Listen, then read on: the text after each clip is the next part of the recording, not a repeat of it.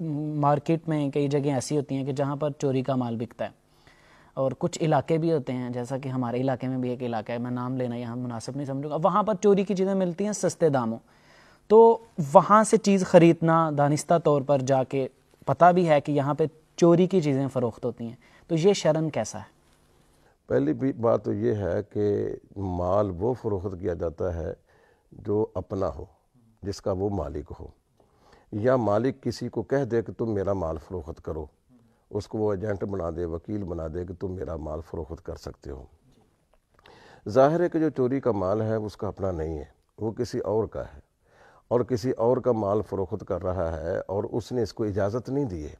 یہ ناجائز ذرائع سے وہ ہتھیا کر مارکیٹ میں لا کر وہ فروخت کیا جا رہا ہے. اس بنا پر چوری کا مال اگر اس کو پتہ ہے کہ یہ چوری کا ہے اور صرف سستے داموں کے لالچ میں آ کر اس کو خریدتا ہے تو یہ بہت بڑا گناہ ہے، کیونکہ اس کا جس نے بیچا ہے وہ تو اس کا مالک ہی نہیں تھا. اور رسول صلی اللہ علیہ وسلم نے حضرت حکیم بن حزام کو فرمایا تھا کہ جس چیز کا تم مالک نہیں ہے اس کو تم اپنے آگے بیچنے کے بھی مجاز نہیں ہو. جو چیز تیرے پاس نہیں ہے اس کو بھی بیچنے کے مجاز نہیں ہو. جو چوری کا جو مال ہے وہ تو اس کا اپنا ہے ہی نہیں ہے، اگرچہ وہ پہلے سے کہیں خرید کر ہی کیوں نہ لایا ہو. جب اس کو پتہ ہے کہ یہ جس سے میں نے خریدا یہ اس کا مال نہیں تھا، اس نے اس کاروبار کو اختیار کیوں کیا ہے؟